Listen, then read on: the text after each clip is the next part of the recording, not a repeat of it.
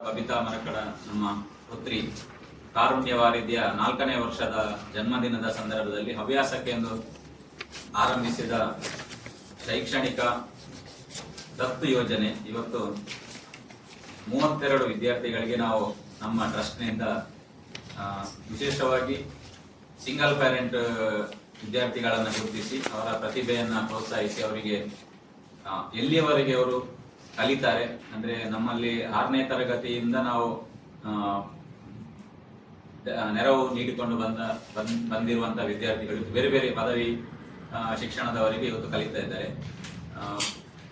ಒಂದು ಉದಾಹರಣೆ, ಶ್ರೀಶಾ ಶೆಟ್ಟಿ ನಮ್ಮ ವಿದ್ಯಾರ್ಥಿನಿ, ಅವರು PUC ನಂತರ ನಮ್ಮ ಜೊತೆ ಇದ್ದು ಈಗ ನಿಟ್ಟೆ ಕಾಲೇಜಿನಲ್ಲಿ, ದೇರಳಕಟ್ಟೆ ನಿಟ್ಟೆ ಕಾಲೇಜಿನಲ್ಲಿ ಬಿ ಫಾರ್ಮಾ 2ನೇ ವರ್ಷದ ಬಿ ಫಾರ್ಮಾ ಮುಗಿಸಿ ಇನ್ನು 3ನೇ ವರ್ಷಕ್ಕೆ ಕಾಲಿಡ್ತಾ ಇದ್ದಾರೆ.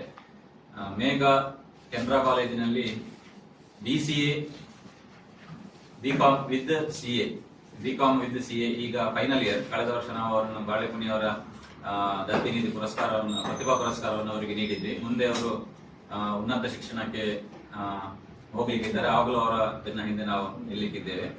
ವಿಶೇಷವಾಗಿ ಉನ್ನತ ಶಿಕ್ಷಣದ ಆಸೆ ಇದ್ದು ತುಂಬಾ ಜನರಿಗೆ ಆರ್ಥಿಕ ಸಮಸ್ಯೆಯಿಂದ ಕಲೀಲಿಕ್ಕೆ ಆಗ್ತಾ ಇಲ್ಲ ಅಂತವರನ್ನ ಗುರುತಿಸಿ ಅವರು ಎಲ್ಲಿವರೆಗೆ ಕಲಿತಾರೆ ಅಲ್ಲಿವರೆಗೆ ನಾವು ಅವರನ್ನ ಪ್ರೋತ್ಸಾಹಿಸಿ ಅವರಿಗೆ ಒಂದು ಹಂತಕ್ಕೆ ಅವರನ್ನ ತಂದು ನಿಲ್ಲಿಸುವ ಯೋಜನೆ ನಮ್ಮ ಎಜುಕಾರುಣ್ಯ ಟ್ರಸ್ಟ್ನಿಂದ ನಾವು ಹಮ್ಮಿಕೊಂಡಿದ್ದೇವೆ. ವಿಶೇಷವಾಗಿ ಕೆಲವು ಮಕ್ಕಳ ಸ್ಕೂಲ್ ಫೀಸ್ ಅಲ್ಲದೆ ಅವರಿಗೆ ಪುಸ್ತಕಗಳು, ಬಸ್ ಚಾರ್ಜ್, ಯೂನಿಫಾರ್ಮ್ ಮತ್ತು ತುರ್ತು ಸಂದರ್ಭಗಳಲ್ಲಿ ಕೆಲವೊಮ್ಮೆ ಅವರ ಮನೆಗಳಲ್ಲಿ ತುರ್ತು ಅನಿವಾರ್ಯ ಪರಿಸ್ಥಿತಿಯಲ್ಲಿ ಆರ್ಥಿಕ ನೆರವು ಬೇಕಿದ್ದಾಗ ಅದನ್ನು ಕೂಡ ನಮ್ಮ ಟ್ರಸ್ಟ್ನಿಂದ ಪೂರೈಸಿದ್ದೇವೆ. ಇದಕ್ಕೆ ಬಹಳಷ್ಟು ಸಂಘ ಸಂಸ್ಥೆಗಳು ನಮ್ಮ ಜೊತೆ ಜೋಡಿಸಿಕೊಂಡಿದೆ. ನಮ್ಮ ಎಲ್ಲ ಕಾರ್ಯಕ್ರಮದಲ್ಲಿ ನಮ್ಮ ಜೊತೆಯಾಗಿರುವಂತಹ ಉದಯ ಯುವಕ ಮಂಡಲ ಅಪೆಟ್ಟು, ಕರಾವಳಿ ಕುರುಬರ ಸಂಘ, ಯುವ ವಾಹಿನಿ ಕೂಳೂರು ಘಟಕ, ಹೀಗೆ ಬೇರೆ ಬೇರೆ ಗಣೇಶೋತ್ಸವ ಸಮಿತಿ ಶಾಂತಿನಗರ, ಹೀಗೆ ಬೇರೆ ಬೇರೆ ಸಮಿತಿಗಳು ನಮ್ಮಲ್ಲಿ ಒಂದಷ್ಟು ನಮಗೆ ಸಹಕಾರವನ್ನು ನೀಡ್ತಾ ಇವೆ. ಒಂದಷ್ಟು ದಾನಿಗಳು ಕೂಡ ನಮ್ಮ ಜೊತೆ ಗುರುತಿಸಿಕೊಂಡಿದ್ದಾರೆ. ವಿಶೇಷವಾಗಿ ಈ ಪ್ರೆಸ್ ಮೀಟ್ ನ ಉದ್ದೇಶ ಇರೋದು ನಾಡ್ದು ಜೂನ್ 26ರಂದು ದಿವಂಗತ ಬಾಳೆಪುಣಿ ಅವರ ಸ್ಮರಣಾರ್ಥ ನಾವು ದತ್ತಿನಿಧಿ ಪ್ರತಿಭಾ ಪುರಸ್ಕಾರವನ್ನ ನೀಡಲಿಕ್ಕಿದ್ದೇವೆ. ಕಳೆದ ವರ್ಷ 2 ವಿದ್ಯಾರ್ಥಿಗಳಿಗೆ ನೀಡಿದ್ದು, ಅದರಲ್ಲಿ ಒಬ್ಬರು ಇಲ್ಲಿ ಉಪಸ್ಥಿತರಿದ್ದಾರೆ, ಮೇಘ. ಇನ್ನೊಬ್ರು ರಿಷಾ ಕಾಲೇಜಿನ ಧೃತಿ ಪುಂಜತ್ಬೈಲ್, ಇವರು ಪ್ರಥಮ ವರ್ಷದ BCA ಈ ಬಾರಿ ಕಲಿತಾ ಇದ್ದಾರೆ. ಮುಂದಿನ ವರ್ಷ ದ್ವಿತೀಯ ವರ್ಷಕ್ಕೆ ಕಾಲಿಡಲಿಕ್ಕಿದ್ದಾರೆ.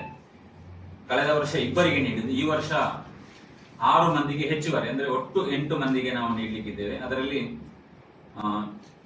ಸಂತ ಅಲೋಷಿಯಸ್ ಕಾಲೇಜಿನ BCA ವಿದ್ಯಾರ್ಥಿನಿ ತ್ರಿಷಾ ಪಚ್ಚನಾಡಿ, ಕೆನರಾ ಕಾಲೇಜಿನ ಶ್ರೀಜಾ ಶೆಟ್ಟಿ, BC ರೋಡ್ನ ಶೋಭಿತಾ, ಗಡ್ಡಲಕಾಡು ಶಾಲೆಯ ಪ್ರಾಪ್ತಿ, ಕಲ್ಲಡಕ ಶ್ರೀರಾಮ ಪದವಿ ಪೂರ್ವ ಕಾಲೇಜಿನ ಶ್ರೇಯ, ವಾಮದ ಪದವು ಸರ್ಕಾರಿ ಪದವಿ ಪೂರ್ವ ಕಾಲೇಜಿನ ರಶ್ಮಿ, ಇವರಿಗೆ ಒಟ್ಟು 1.5 ಲಕ್ಷ ರೂಪಾಯಿಯ ದತ್ತಿನಿಧಿಯನ್ನು ನಾವು ನೀಡಲಿಕ್ಕಿದ್ದೇವೆ ನಾಡಿದ್ದು. ಇವರೆಲ್ಲರ ಒಟ್ಟು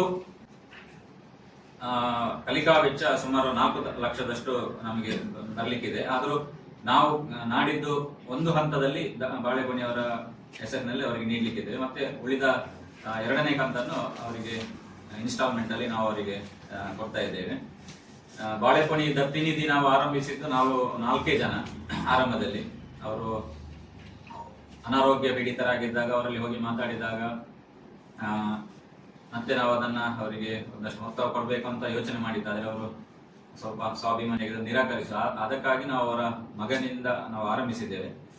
ಆ ವರ್ಷ ಆರಂಭಿಸಿದಾಗ ನನ್ನ ಜೊತೆಗಿದ್ದದು ನವೀನ, ಇನ್ನೊಬ್ರು ಗುರುಪ್ರಸಾದ್ ಬಂಗೇರ್ ಅಂತ ಒಬ್ರು ಮೈಸೂರಿನಲ್ಲಿದ್ದಾರೆ, ನಾನು ಸೇರಿ, ಇನ್ನೊಬ್ರು ನಮ್ಮೊಡನೆ ಸದಾ ಕಾಲ ಇರುವ ಪತ್ರಕರ್ತರು ಒಬ್ರು 4 ಸ್ನೇಹಿತರು ಕೂಡ ಅವರು ಜೋಡಿಸಿದ್ರು. ಕಳೆದ ವರ್ಷ ಮಂಗಳೂರು ನಗರಾಭಿವೃದ್ಧಿ ಪ್ರಾಧಿಕಾರದ ಅಧ್ಯಕ್ಷರು ಸದಾಶಿವ ಉಳ್ಳಾಲ್ ಮತ್ತು ಉದ್ಯಮಿ ರಾಧಾಕೃಷ್ಣ ರೈ ಉಮಿ ಅವರು ಜೋಡಿಸಿಕೊಂಡಿದ್ದರು.